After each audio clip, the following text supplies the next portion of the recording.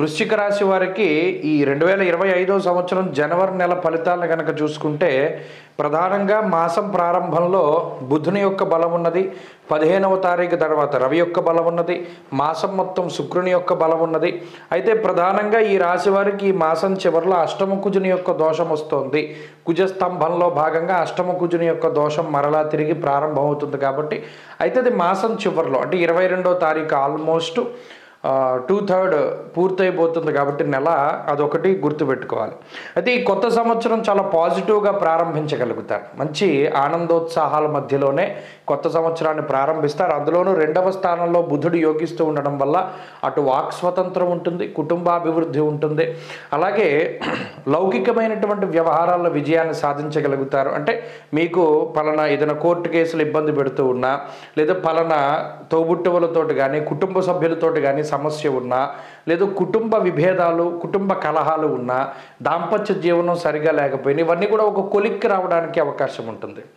అలా పాజిటివ్గా ఈ నెల ప్రారంభమవుతుంది. ఆర్థిక ప్రగతితోటి అంటే మీరు చేస్తున్నటువంటి వృత్తి ఉద్యోగాల్లో ఏదైనా ప్రమోషన్లు, లేకపోతే ఏదైనా ఇంక్రిమెంట్లు, బోనస్లు, లేదా ఏదైనా ఉన్నతమైనటువంటి స్థితి కలగడం, ఇటువంటి వాటితోటి చక్కగా ముందుకు సాగి ఇక వెళ్లే కొద్దీ కూడా మంచి జరుగుతుంది. వృశ్చిక రాశి వారికి నిజంగా గతంలో అనుకూలమైనటువంటి గ్రహాలు లేవు. గత 2-3 నెలలుగా చూస్తే అనుకూలత లేదు, చాలా ఇబ్బంది పడ్డారు.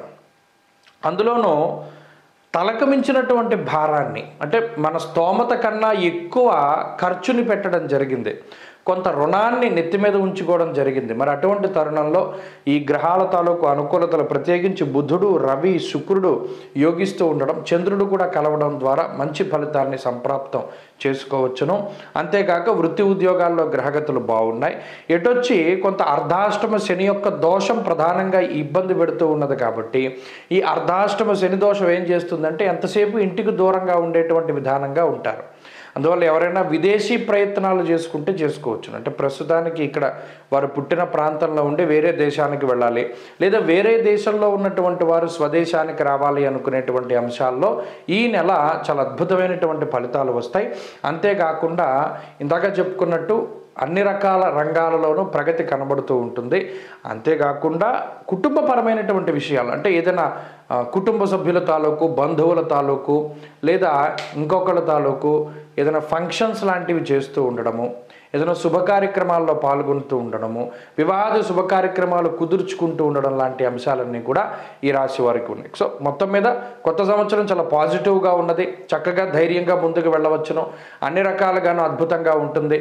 మరింత అనుకూలమైనటువంటి ఫలితాలను సాధించడానికి మాత్రం ఈ రాశి వారు ప్రత్యేకించి పరమేశ్వరుడి ఆరాధన, అభిషేకాదులు చేయాలి. ఆరుద్ర నక్షత్రం ఉన్నటువంటి రోజున చేసేటువంటి అభిషేకం ద్వారా ఈ నెలంతా కూడా అద్భుతమైనటువంటి ఫలితాన్ని పొందవచ్చును. స్వస్తి.